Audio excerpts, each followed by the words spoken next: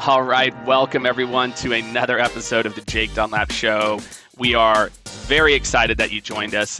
If you haven't tuned in, this is the show where we talk to celebrities, thought, and industry leaders to really discover their journey to success. I am super excited that you're joining us. This show is like no other. I can promise you that. You might laugh, you might cry, but you will definitely leave inspired and gain a whole new level of insight into those people that you follow, love, and admire. All right, what's going on, everyone? Welcome to another episode of the Jake Dunlap Show.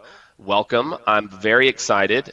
Today's guest, okay, when you look up well-rounded experience in a dictionary, you might see this week's guest. She was born in Peru, spent her childhood in Greece before finding her home in the U.S. in Southern California. Professionally, once she was done studying psychology, she took her talents to the big screen as a film producer. After not feeling her best, her doctor prescribed her tequila. Well, kind of, right? Which later resulted in her starting her own tequila company, 21 Seeds. Grab your salt and lime while we welcome this week's guest, Tequila Connoisseur, Kat Hantas. Kat, welcome to the show. Thank you, Jake. It's great to be here. And it's Friday, too. And I'll be drinking tequila later. Right? So this is all There perfect. you go. I should have grabbed some 21 Seeds for this, too. Like, I feel like that was a fail on my part. Like, I should have had a nice little tasting here ready for it. So really excited for the conversation today. I think your story is, going to really be a fun one to tell and for our listeners to really dive into and get into. So for those of you just tuning in, if this is your first show, what we focus on is telling the stories, the amazing journeys, the weird things that happen to us when we're 10 that really help to shape the people that we become over time. And so I'm really excited for our conversation today, Kat. And so let's go back. So you're born in Peru, but spent your early childhood in Greece. So how long were you in Peru before you all moved? So we were there not too long. So my older sister, I have two sisters. There's three girls. So surrounded by women and a very powerful, awesome, survival mom. Like, she's amazing. So a lot of good female energy always in our house. So we were there. My older sister and I were born in Peru, and then my mom was pregnant when she moved back to Greece. She left my real father and moved back to Greece, and and she had my younger sister Nicole, who's my co-founder, in Greece. So Nicole was born in Greece, and we were in Peru. I was there for 2 years. And then my older sister was there for 4 years. Nicole was born in Greece, and we stayed in Greece another 3 years, and we left Greece when I was 5. All right, so pretty early. Yeah. Again, before 5. So any early memories or things that stand out about, lessons or, what it was like, again, because, this isn't 2005 or anything. I'm sure Greece was a much different, place than it is today. Yeah, no, totally. I mean, it was, we lived in my grandparents' house. So, my mom at the time. Oh, that's cool. Yeah, no, it was great. I mean, and that's very, that tracks for Greek people. We tend to live in clusters, and we're very family oriented. And, my mom she was a very young mom, which was, that's how it was done back then. And, having moved back to what was, like you said, a small country, she moved back there. She was now a single mom with 3 young kids, 3 babies, basically, 3 kids under the age of 5. And it was kind of crazy. And she didn't, she really, I think at that moment, didn't know what she was going to do. And but she didn't crawl under a rock and hide. She's just like, you know what? I need to make a life for myself and my kids. Yeah. And it wasn't easy being divorced at that time in Greece, right? So it was in the 70s, and it was a very small country. And for a woman to just be on her own with 3 girls, she wasn't really going to have much of a life for herself there. So she decided to, leave, which was really scary, right? She spoke Greek, she spoke Spanish, she did not speak English. I mean, she had a little. Oh, wow. But, and she was an art student. So she had majored in art in the couple of years of college that she did do before she got married. So she didn't really have any like business skills per se. But she decided that she would have there would be more opportunities for us as three girls growing up in the States than there would be back in Greece. So she kind of just packed up and moved. And I mean, I tried traveling with small kids. I only had two. I have two. Yeah. It's like the idea of, moving to a whole new country where you don't know the language, she didn't have a job yet. And she had never been to the States, so she didn't know what that was going to be like. It's pretty scary. She'd never been. She'd Yeah. never been to the States. Did you speak English? We All right. didn't. No, I spoke Yeah. Greek and Spanish. My older sister spoke, Greek and Spanish, and then our younger sister Nicole was a baby when we left. She was like, she was 2, so Yeah. she barely spoke Greek, and that's what she spoke. So it was really scary, but in my mind, and I think this is one thing for all three of us girls, we've had different careers and different jobs and different problems that come our way and obstacles. And like our mom has always been an incredible role model for us because, at the onset she did it. And she kind of, she did like the whole fake it till you make it. Like, you do what you can do. Like, don't worry about it being perfect. Like, just do what you can do to get to the next step and then, build on that. So that's really what she did. When she first moved to the States, I mean, we had no money. She basically, she knew how to sew and she knew how to speak Spanish. So she basically got a job in a sewing factory in downtown LA.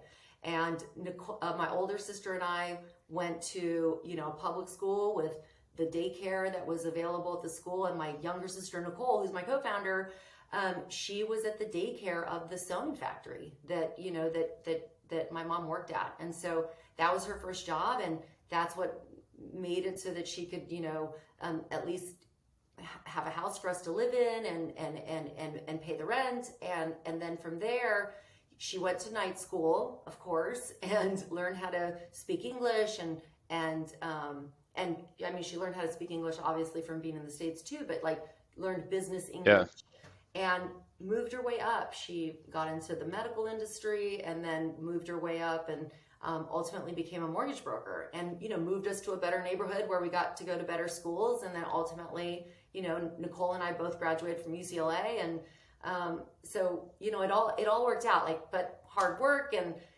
I think that also sort of dictated the types of careers that we thought we would have, because she was always like, you got to be on a path, as an immigrant. And I think I hear this with a lot of my friends who also immigrated to the States. Yeah. Like, are you good at science or math? You can be a lawyer or a doctor, because those are paths to being successful in this country, Right.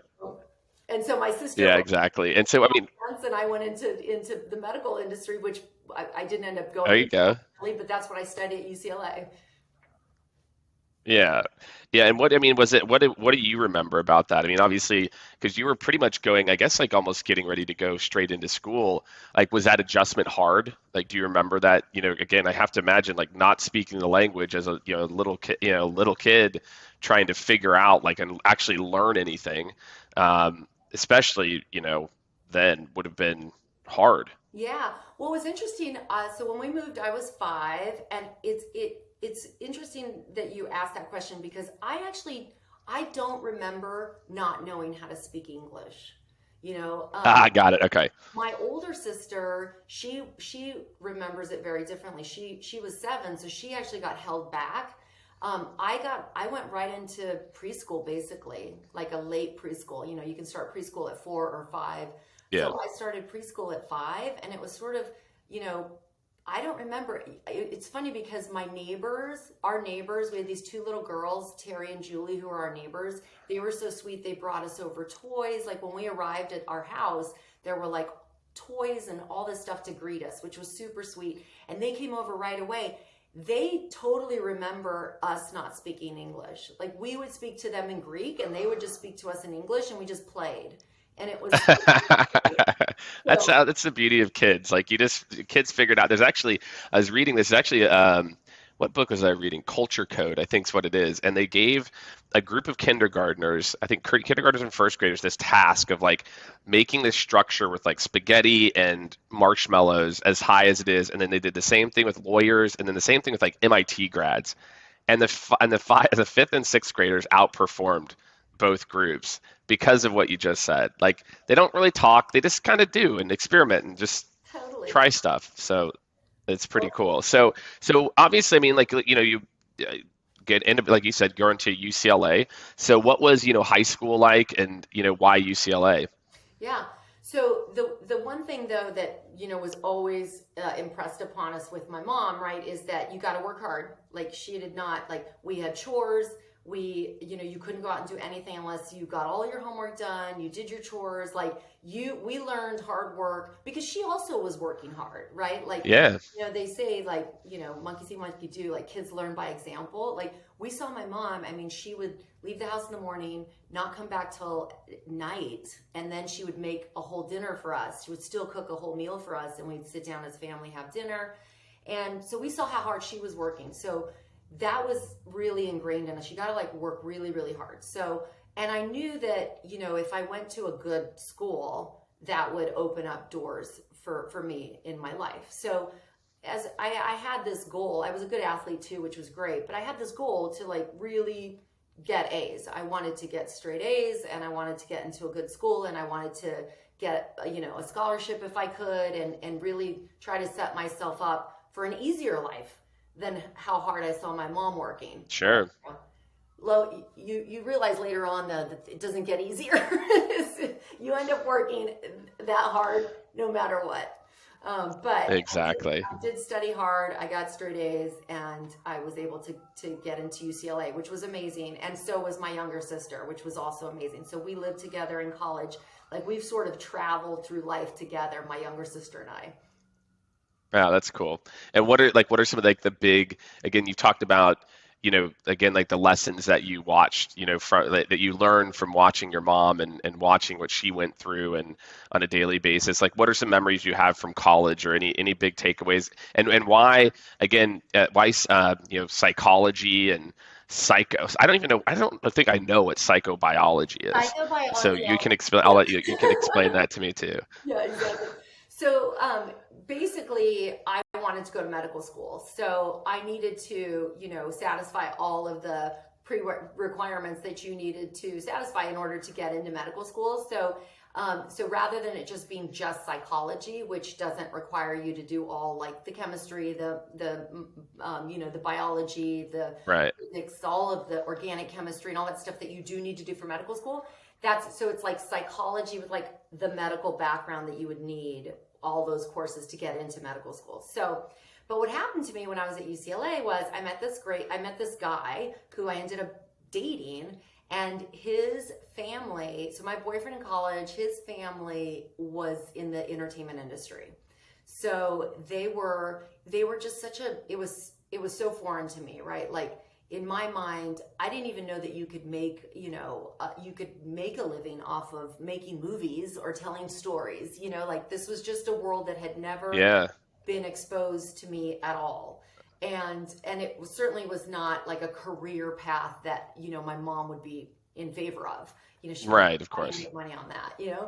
And but it was a really cool family. The dad is a very famous screenwriter, even now, like one of the biggest in the industry.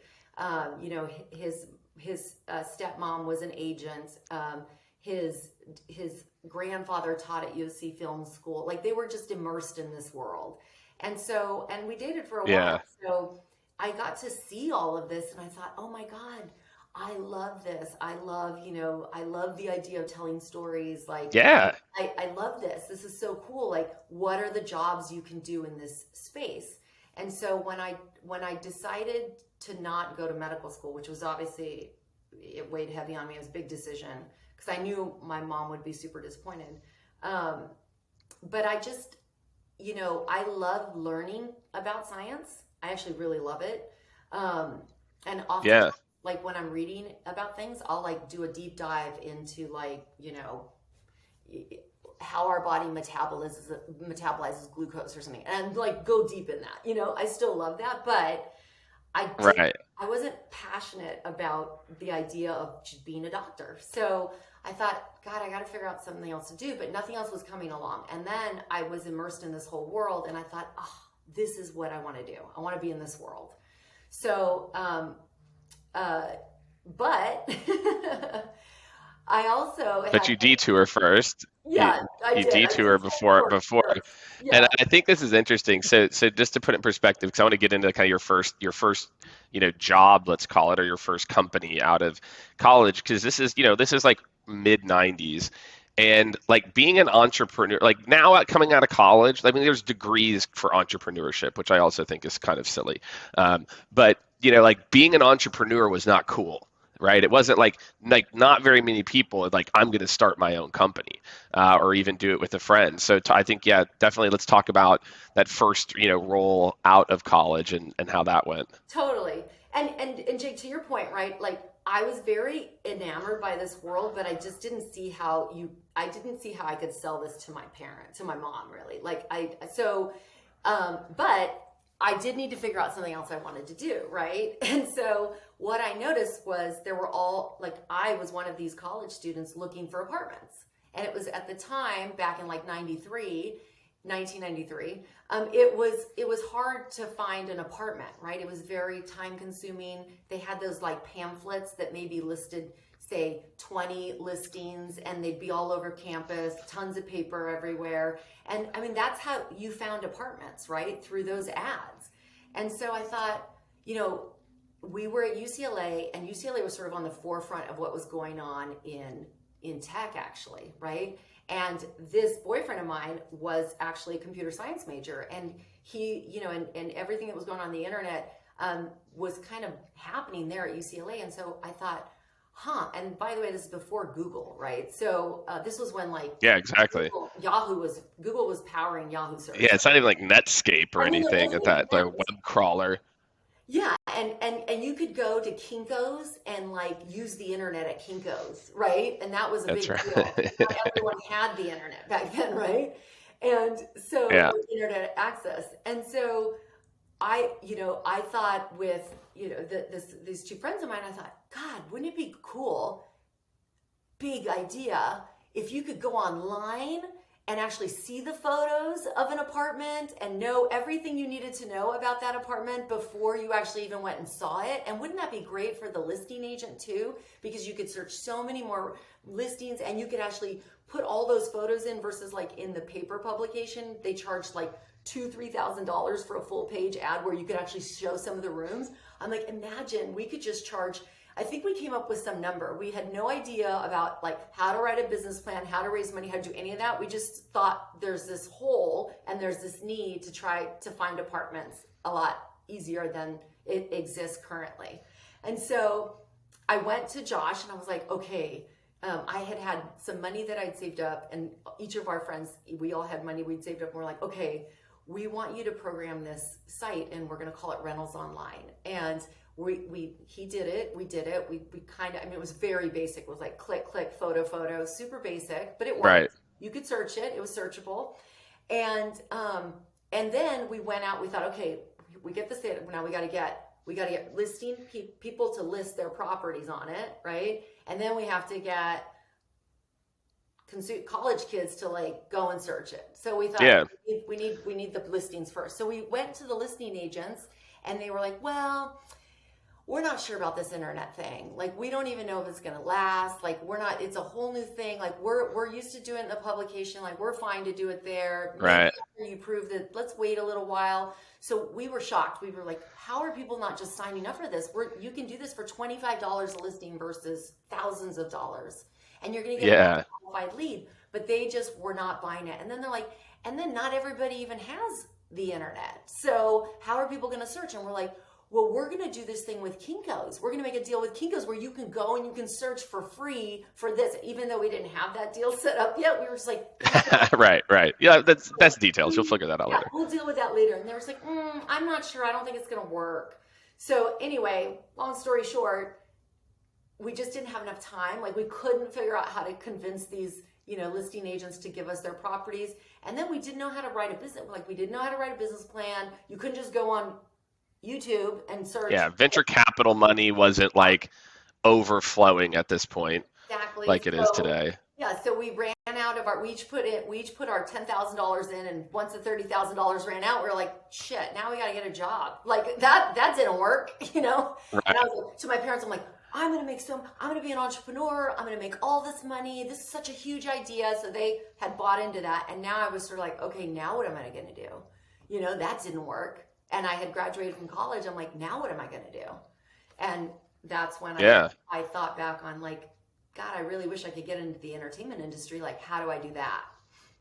And that's what I did. That's cool. So let's talk about your career there, obviously, which was a big part of your life, right? I mean, you have many different roles. I mean, getting started, was your first role at CAA? Yes. Was that the first? That was the first industry one. role? So yeah. So talk a little bit about that experience, of you kind of getting your foot in the door. What were some of like the big learnings, I guess, or takeaways from like your early years before the production company? Totally.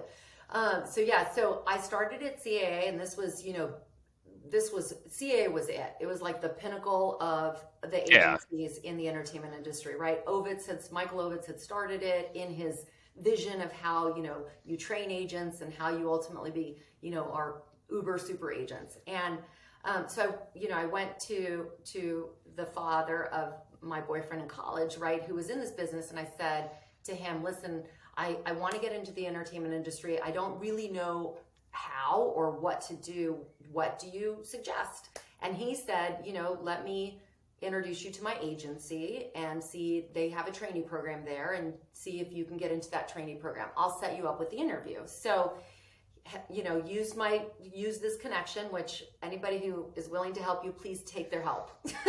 Don't have to go about taking help.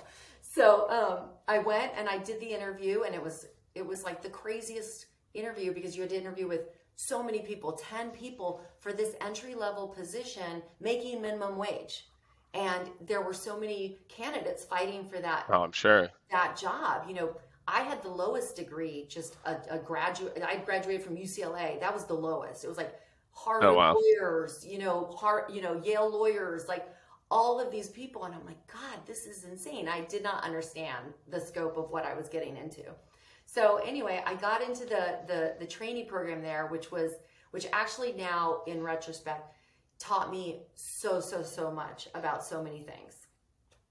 Just how to function within a hierarchy, how to be a woman in a man's world. I was the only woman in the mailroom of the trainees. So the mailroom had regular mailroom employees, and then the trainees. The trainees were on a different course, right? And so all of in my tenure there, everyone there was a guy except for me. I was the only girl. So just navigating that, right? And then sort of also just realizing that, you got drilled into you. No was not an option, period. Like when you're dealing with, the A-list stars and the A-list directors and the A-list writers, and A-list agents, it's like you can't come to them with no. So that I have carried on with me in everything I've ever done, That's such a good one. I mean, I think for everyone listening, I feel like that mindset, and it's interesting. I've never really kind of self-reflected on that mindset before, but there's just those types. I feel like that there's just like those types of people in the world, right? There's the people that they just see blockers, right? Or they fail from starting, and then there's other times where you learn that idea of like, what, like most things are kind of possible depending on how hard you want to work for it, 100%. and when you're going to stop or not stop. And I think it's just a great lesson and call out, like, especially today. I mean, again, going back to it, it's like, back then, like, I don't know, it's Google was probably like, maybe, no, not even quite. Like now, especially, like if you've never done anything, it's Google, YouTube, anything you want to know how to do.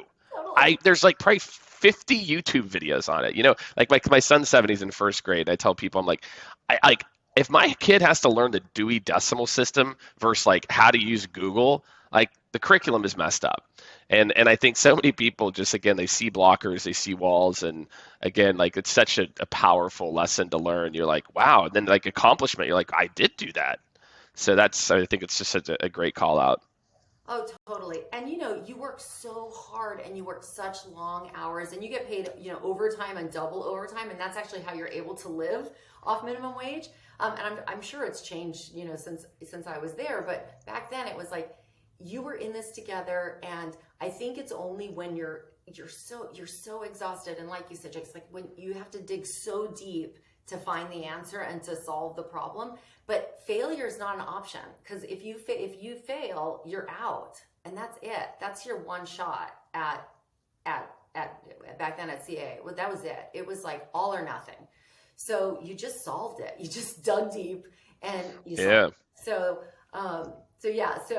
I ended up, moving out of the mailroom, which was great. Got promoted out of the mailroom onto a desk, and it was in television. And so you couldn't really decide. It was basically the trainees were placed based on need.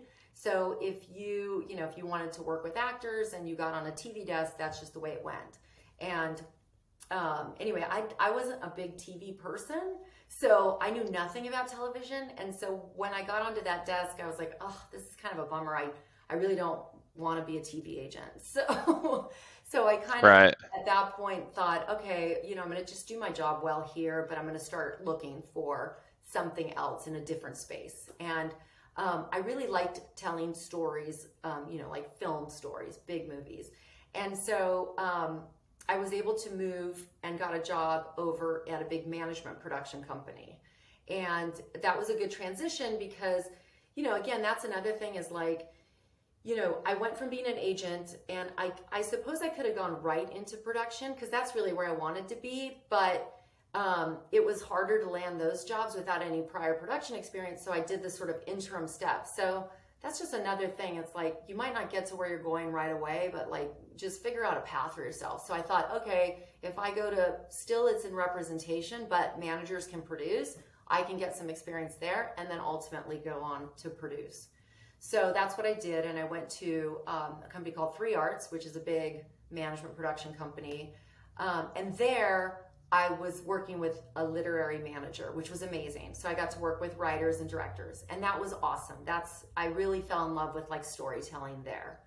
And from there, I had met this gal when I was at CA. She was another assistant, and she had met this other woman who had a ton of money. She had made all this money. By this point, the first sort of tech boom had happened, and she made all this money in the tech boom. So, but she also wanted to be in the film industry. So we kind of had this meeting and decided, okay, let's start this production company. I would leave 3 Arts. Let's start this production company.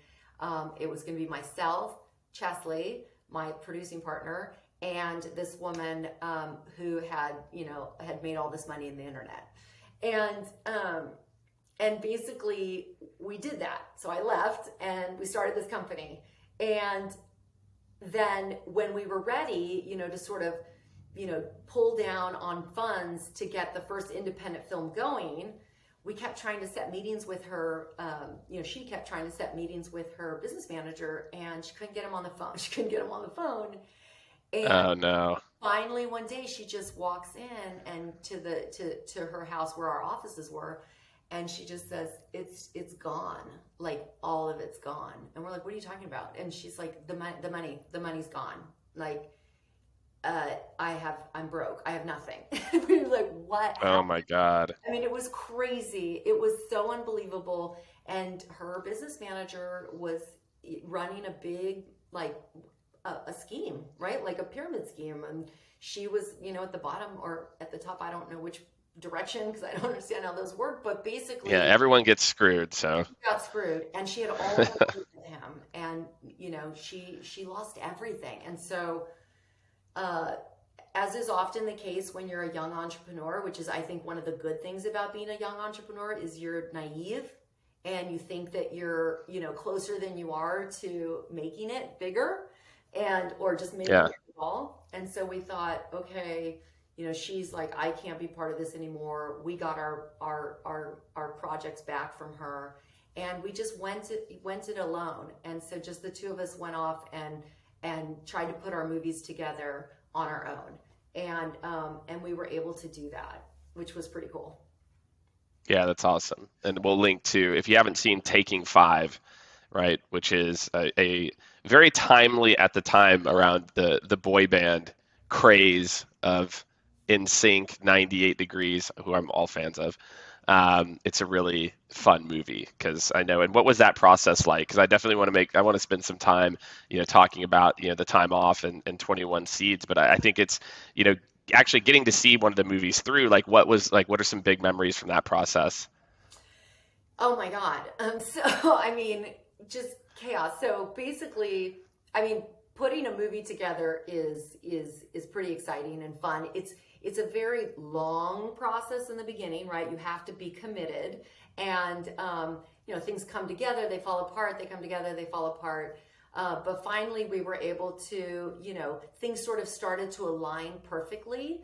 But this is a good lesson in, just when you think everything's perfect, it all just falls apart. That's right. And by the way, what's that? Is that Murphy's Law? Like, whatever can go wrong will go wrong, right? 100%. And great lesson for being a parent. Great lesson. That was like, I learned so much about being a parent making a movie, because you plan everything for that amazing vacation, for that family vacation, and you're going to be out in the sun, and the minute you get there, 2 kids are sick, they're vomiting, like you can't even, it's like the temperature drops 40 degrees. Yeah, hurricane comes in, like, so I just take the B's with the G's, right? So what happened on that, that's right, which was such a bummer, was that it was not only the time of everything you mentioned about boy bands, but it was also the time of like High School Musical, right? And that oh right, yeah. And 8 Mile had just come out, so this idea of like, a single being not only on a big album but on a soundtrack. So we kind of took all those learnings, and what we did was, with Taking Five, is we went to Atlantic Records that had this boy band that had just had a gold album out. Their first album was a gold album. They had just headlined Jingle Ball. It was like they were the next big thing in boy bands, right? And they were called the Click Five. So like an actual, real band played the fake band in our movie. So the band was called the Click Five, and they played the band in the movie called Five Alive, right? And all right, Five had this. I got to check this out. I will link in the show notes to some Click Five content. Exactly. So everyone was pumped, right? We had this independent film that was getting financed, through foreign sales and whatnot. But anyway, we had Atlantic Records was on board, and the first single for their second album was going to be this song, Kidnap My Heart, which they wrote for the movie, okay? And there was like a pop version of it and a rock version of it, both of which are in the film. So, and Atlantic Records like pre-bought the soundtrack, which never happens, like for an indie film that doesn't have distribution, but they were so excited about this idea, right? This was perfect. Right. The second album would drop, the movie would come out in theaters. We'd have, it would be a total teeny bopper film with, this new single that is going to drop on the album plus the movie. So all this like marketing efforts joined together. So it's going to be like big, big, big. So last day of shooting, right? Last day of shooting, I get a call from the president of Atlantic Records, and he says, okay, I have some bad news. I'm like, what?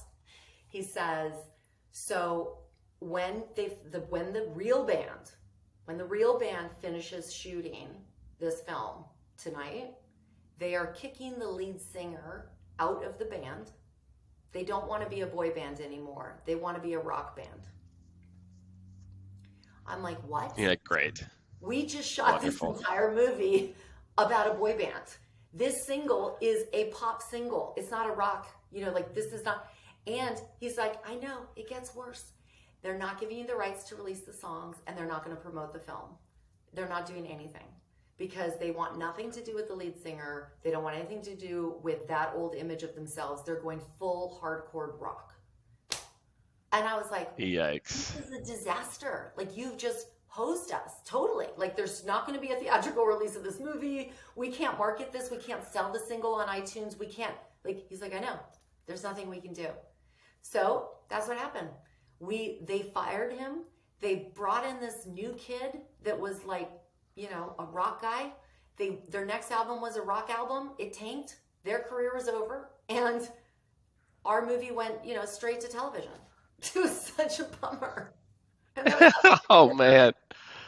I mean, again, but you keep and like how far after that? I guess you know. Then you take a little bit of a break, right? Was that kind of like a thing of like, 'cause, you know, like you're getting ready to have kids and have a family, so you know, talk about that a little bit. So you walk away from this, right? So you walk away for 10 years before you start 21 Seeds. So you know, what are some of the? I mean, what was some of the thought process behind that? And you know, I know that you weren't just I shouldn't say just, but I know that you weren't just only doing, focusing on the kids. I'm sure you were meddling or testing and doing some other things too. So, what was that decision like? And then, what were some of the highlights of that? I mean, obviously getting to spend that time has got to be just absolutely irreplaceable.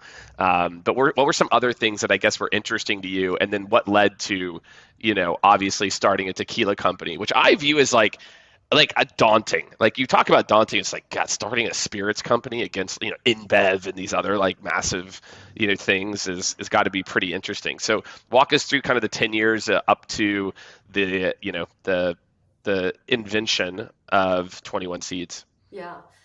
And by the way, Jake, you're totally right. It is daunting. It is insane to start a tequila company because it's not like whiskey or vodka that you can make in the United States, right? It has to come from Mexico in order to be called tequila. And so it not only, the spirits industry as a whole is daunting because every state has different spirits laws. There's control states where the government owns the booze, so it's right. Like, from state to state, it's different. And then on top of that, you add importing the spirit, right? And dealing with the governing body around tequila and doing all of that. So it was. Now, I will say, producing a movie really helped me with all of that, right? Because when I went into actually making Taking 5, I had no idea. I mean, there was one day on set where they were like, we don't have film. The film didn't show up. And it's like, what?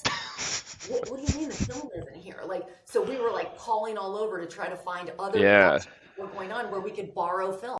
And and that goes back to CIA where no's not an answer. Like, we got to find film, and you just go out there and you do it. So all of that, all of these things, when you look at them independently, that pull them out, you might think, how'd you do it? But it's kind of like when you pick up that calculus book in like 8th grade and you're just like, how am I ever going to know how to do this? But you don't have to do calculus till you learn algebra first, then geometry, and then trig, and then you get to calculus.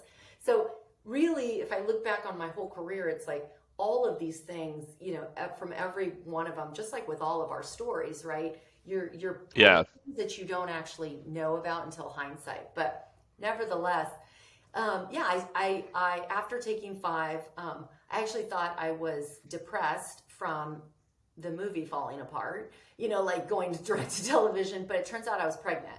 So I wasn't depressed. I was just early pregnancy when you're just exhausted and all you want to do is sleep. I was sleeping so much. I'm like, I must be depressed from, the movie. And then I thought, oh God. Right. I'm pregnant and, I had gotten married and we were trying to start a family. Turns out I got pregnant. And so I was kind of like, this might be a good time to maybe wrap up, on the projects that we had, and maybe take some time off and think through what the next chapter is, because it is hard to you're gone, right? Like to be on set for 3 months. Yeah, totally. Have a family. And family was really important to me. I grew up in my grandmother's house. My grandma was always part of our lives. Like I was very close to my parents. My sister Nicole had moved to New York with me. She didn't live in the same house with me, but she moved, to New York. And so I thought I'm going to take time and really focus on this and see what the next step will be for me, you know, a little later on. But during all of that, I've always been a very curious person, very, very curious.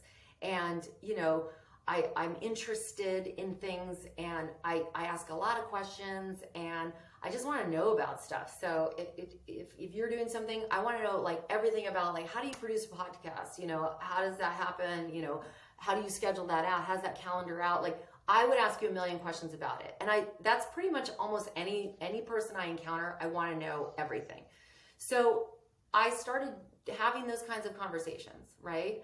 And it was actually interesting. It's worth noting, my Greek mother did move in with us when the babies were born. So well, there you go. Interesting and fun too for my husband. Yeah, I bet. Not at all Greek and very, you know, just doesn't. He was just like, what? I'm like, yeah, she's gonna move in with us and help us raise the babies. And so he was like, but you trust me. Anybody who's had, you know, kids can say, hey, you take it, you know. Yeah, no, and they actually are great friends, so it worked out. But had my 2 kids. My mom lived with us for 6 years, and it was one big Greek family. But that allowed me to be able to explore things and have longer conversations and know that my kids were, you know, with family, which was really important. And we were very lucky to have her. So, but during all of that, I still had this, like, I knew I would want to do something entrepreneurial again, you know, like start some kind of a business. I didn't want to go back to, it's funny because I thought there's no way I could do like a 9 to 5, like where I'm in an office 9 to 5 type of thing, because I do. Yeah, sure. Especially after like what you've done. And yeah, I could see that.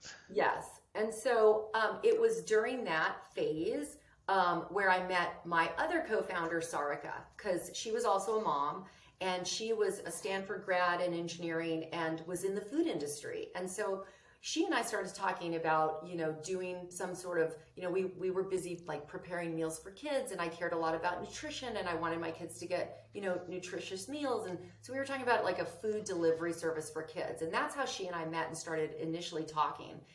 And we quickly sort of played it all out and realized it wasn't going to work. So we kind of moved away from that idea. And so that had happened.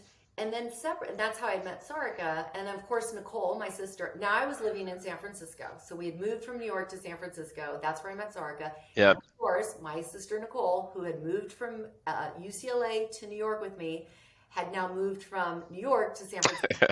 Like, she truly has been with me my whole life. So that's awesome. She's already in San Francisco. And while all that was happening, I was still at home. I was drinking wine, and I was drinking wine, you know, every night, a couple glasses, one while I was making dinner and one with dinner. And I just kind of started feeling tired, sluggish, had like some hot flashes, but I was in my early 30s. So it was like, this can't be menopause. I know that's a lot of information, but went to my doctor. Like, what is going on with me? You know, I can't be this tired and sluggish. And so he did a bunch of tests. Everything was fine. It wasn't menopause. And he said, let's look at what you're eating and drinking. He noticed that I was drinking 2 glasses of wine at night, at the end of the night, before I was going to bed. And he said, that's the culprit. He suggested that I move away from fermented spirits, so wine, beer, champagne, anything fermented, and over to a distilled spirit. And what he said was, listen, there's a lot of living organic matter in fermented that just goes away when you distill, right? Because when you distill, you take fermented liquid, right, you boil it, and then the alcohol burns off and becomes a vapor. It goes up into the column, and then you condense it like rain, and it rains down tequila. Like, so that's what happens. Yep. So during that transition, anything that was living is now dead. There's no living anything in distilled. So he said, it's just a cleaner way to drink. So try that and see if that does it. So I thought, okay, very aggressive. You know, I thought super aggressive for a Tuesday night to be pouring. Yeah, like I'm gonna go, hey, I'm switching over to my nightly tequila, right? As opposed to like a glass of wine. It sounds aggressive, but really obviously. Aggressive. Yeah. And by the way, I had kind of had a little bit of like PTSD from college with tequila. You know, I was not a tequila drinker unless I was having it say margarita. or something. And so I thought, God, this is like, I'm a mom. This is a lot of work. Like I'm gonna have to do a lot to this tequila to make it drinkable. And Right. to make it like less harsh. I mean, I don't care, for me, it didn't matter it didn't matter the type of tequila I was buying. I wasn't, I was buying nice tequila. It didn't matter. It was harsh. You have to do, Right. I had to do something to it to drink it every night. And so I thought there has to be something I can do to this. And I really love to cook. And I remember back in college too, sometimes I would infuse vodka. So I thought, I'm just going to infuse tequila and see what happens. So I took the Blanco tequila, I just put a bunch of stuff in it, let it sit for a while, kept tasting it. Like I was doing it in my Brita. I had this like Brita water pitcher. I love it. Yeah, I saw that you created your first batch in a Brita, which is fantastic. Totally. And so I just stick my finger in it every day and taste it. I'm like, no, it needs to go longer. And then at some point it tasted great. It was amazing. And it wasn't harsh anymore, and it smoothed out totally. It wasn't sweet either, which is an important point because I feel like most flavored spirits on the market tend to be really sweet, have this weird aftertaste like you're sucking on a nickel and kind of smell like jelly. Totally, like almost like that fake sugary type. Yeah. Yeah. And so this was not that at all. And I thought, man, this is amazing. Now I can drink this. And took all the fruit out and just left it in the Brita, in my fridge, which caused a real problem for one of my girlfriends once, who came home from a run thinking that was cold water with It's like, what is this water? But anyway, and I just drank that I would drink that. I'd actually put it in a wine glass because I love holding a wine glass. And yeah, all right. That's with some club soda and ice, and that's how 21 Seeds Tequila was born. That's cool. In my house, and I drank it for years and years. And over the course of those years, I noticed, again, just kind of observing my immediate circle, so many of my girlfriends were switching from wine and champagne, in particular, to tequila. And they were either asking me to make them bottles of my infused tequila because they're like, tastes way better than regular tequila. Or if we were out, this was before 21 Seeds was on the market, they would order tequila, club soda, 3 oranges, 3 slices of orange, 3 slices of grapefruit, like enough to squeeze it in there, but not too much. And get the flavor. Yeah. So I thought, man, there's nothing like this in the tequila aisle. Like why, there's a million flavored vodkas. A million vodkas. And why are there no, actually good infused tequilas? There were some tequilas on the market, but nobody was really, I had never even really heard of them yet. And so we decided, I went to my sister. I knew this was exciting, and I thought there was an opportunity to do this. So I went to my sister, who at the time, was a very successful CFO and had been, was the CFO of Refinery 29 and had moved on. Oh, wow. Yeah. And I said, what do you think about this idea, sister? And she was like, this is a no-brainer. I've seen everyone drink your tequila. They drink it like it's wine. I mean, that's how fast they drink it, and it's delicious and smooth. I'm in. And then I thought, who has food experience? Sarika has food experience and knows how to bring products, to retail from concept to retail. So I went to her and I said, I know that other idea wasn't a good idea. What do you think about this idea? And she's like, I love your tequila. Yes, let's do it.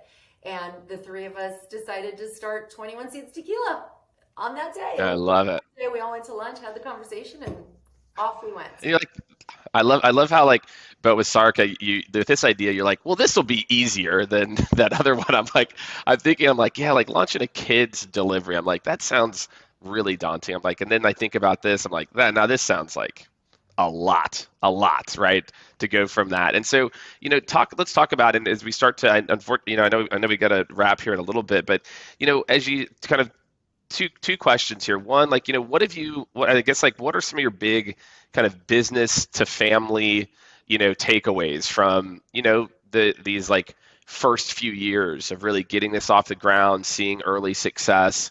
What are some of the big takeaways or learnings that you've had that, obviously you've had all these. I wrote down, I sent our Tyler, shout out to Tyler, my podcast director.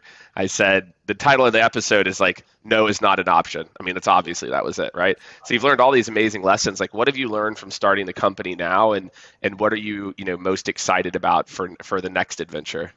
Yeah. Well, no is not an option is great because when we didn't know anything about spirits, right? Like nothing.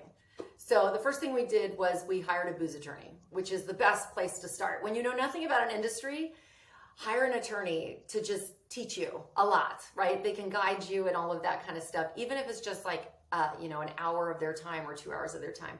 And then we went on this rampage of just ask anyone who would talk to us, anyone who had a slight connection to the spirits industry in any way, shape, or form. We would just say, can we meet with that person? Can we meet with that person? And by the way, that is one thing I want to say about that is when you're asking someone for help, right? You're the one that needs the help. Don't just assume that they're going to help you, right? They have a million things to do. A million, Right. A million things they have to do. The last thing they want to do is help you. So make it easy for them. Like send an email that's easy to forward. Tee up the email they can forward. Exactly. Make it simple, stupid. And then just keep calling and don't ever get aggressive and try to use humor as much as you can. Because if you're making people laugh, then that goes a long way. So anyway, once we were able to get enough information together to figure out what we needed to do, we finally figured out, okay, we're ready to go. And at this point, we had also managed to get ourselves a meeting at BevMo, not through the normal channels, like through, this person knew this person who knew this person who saved this person's life and owed them a favor, like that kind of thing. It was crazy. Right. So we get into BevMo and we're able to pitch the 21 seats. We live in California, right? That's where we launched. And we, had found this incredible distillery partner down in Mexico, also owned by a woman, predominantly staffed by women. And she was totally, once she tasted what we were making, she's like, I'm in. Even though there was nothing at the distillery that would allow us to, infuse at scale, to actually be able to infuse at scale. Right. We needed a lot of stuff, including like refrigeration. I remember we were in this meeting down in Mexico before we went in to meet with Celia and Jose. And I said to Sarka, I said, okay, let me get this straight. If she doesn't let us build refrigeration on site, we can't do this. And she's like, and Sarka's like, yes, we can't do this. I'm like, so you need to walk it like a massive walk. Like we got to build refrigeration. She's like, yes. And I said, okay, I know what we need to ask for now. And it was like, why would she let us do that? We haven't paid her anything yet, why would she let us build anything on her property, and you just go in there and you keep talking till you get a yes. And even if it's not the yes you're looking for, just get them to say yes to something. And then back into the other stuff you need to ask about. I love that lesson. Totally. That's such a good one. Make the first ask an easy one. Make it an easy yes. Is that blue in the background, Jake, that I see there? And yeah, that's blue. Yeah, exactly. Yeah. Okay, great. So anything, just get them to say yes. I love that. It's actually a very successful sales technique. There's a guy named Brian Tracy, and he talks a lot about that. Yeah. I mean, and I didn't even have to Google that one. We just thought of that. But there you go. Anyway, so I love it. So long story short, we get this initial order from BevMo. BevMo decides, which is unheard of, they're going to take us. We literally aren't sold anywhere. They're going to take this new brand, all 3 SKUs, right? Our 21 seats tequila comes in 3 infusions: Valencia orange, grapefruit hibiscus, cucumber jalapeno. If we were told if you get 1 SKU in some stores, you're lucky. Yeah, that's a great start. Yeah. Great start. So we're down in Mexico and we get an order from BevMo. And when they order, they do these resets. And you have to have all the inventory stateside, landed in a warehouse so that they can pick it up and blah, blah, blah. And it all happens very quickly from that point, from the time you get the PO. So we're down in Mexico and we're going to do our first run. And at this point, we had met with BevMo and they said, yeah, we think we might take 1 SKU or something in a few stores. We're looking at the PO and it says it's all 3 SKUs, all 146 stores. They want to bring it in to the whole thing. And we're like, are we reading this right? Like, is this really right? And we're thinking maybe what they're saying is they're approving them. Like they acknowledge that Right. these exist. And that's what this paper is. And we send it to our lawyer. We're like, what does this mean? And she says, that means you have a PO that you need to, put all those cases in all those stores, and you need to get it there in the next 2 months. And at this point, we haven't actually done the first run. And so they buy our entire first run. We don't even know, because at this point, we've only been doing it in smaller batches. So we don't even know if we can actually pull it off. And literally, we try to do it, right? We're there, we're reading this, we're like jumping up and down, we're so excited, but then it like falls on us. We're like, oh my God, we got to actually deliver this now. So we go to the distillery, right? And we're there, we're at the distillery, we're helping them do all this stuff. We think that this is how it's going to work. Like, this is how we're going to do it. And we go to do it, and we leave to go shoot the photos for the website, which we don't even have yet. And when we leave for 15 minutes, we get a call from the distillery. They're like, the whole thing blew up. It's not working. Like, everything that you guys have said on how to do this it's not working. And so we were like, what? So we come back and we're like, what is it? Like, what are all the different ways that we can infuse? And at one point I looked at Sarka and I was like, tell me what you need. Like, you tell me what you need to get this done, and I will get it done. And I look at her, I'm like, do you need a centrifuge? If you need a massive centrifuge, I will find it for you. I will figure out how to get it here. Exactly. I'm like, whatever you need, I will find it and I will get it done. You tell me what you need. And she was just like, no, we don't need a centrifuge, Kat. Stop it. Like, enough. And anyway, we all like full hands on deck, and we figured out and we solved it. But like, we did get it done. Like, we worked all night, all day that day and all night, just trying different things. And we figured it out and we solved it. And it was amazing. But that's so great. You weren't leaving. Like, we were going to deliver these cases no matter what. And we did it. And cut to now. I love that. And I love that. Flavored spirit in the number one flavored tequila in the country. And we're almost 3 years old. Oh, that is so awesome. And I mean, we were talking, this is quick. It's like just a few years, from that. I mean, it's such an awesome story. And I know that, the whole story, I think in general, just like your mindset and attitude about, how you approach things. And I think, one of the things that with this, that it's just the idea that so many people wait to where they have everything figured out and they've got the plan. And, a lot of people, if you think about, it's like, well, I've got to make sure that we've got everything perfect to set it up before I go talk to Bevmo. And I've got to, people spend so much time thinking and planning for problems that don't exist yet. Totally. And as opposed to just doing, right? And what you did, you had a label, you had tequila. You're like, cool, we can go have conversations with people, And I think for anybody listening, don't let, perfect be the enemy of speed, right? I think something. Yeah, no, exactly. To that effect. Perfection is the enemy of progress.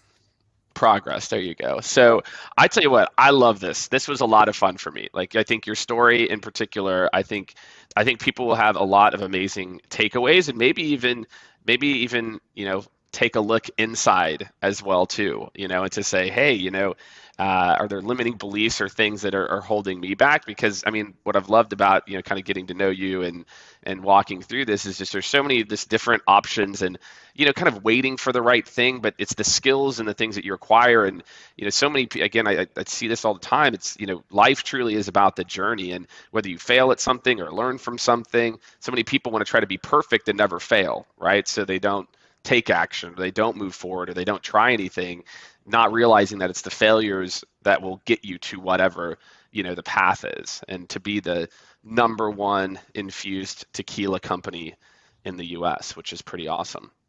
It's pretty amazing. No, it's been a wild ride. And by the way, way more work than 9 to 5.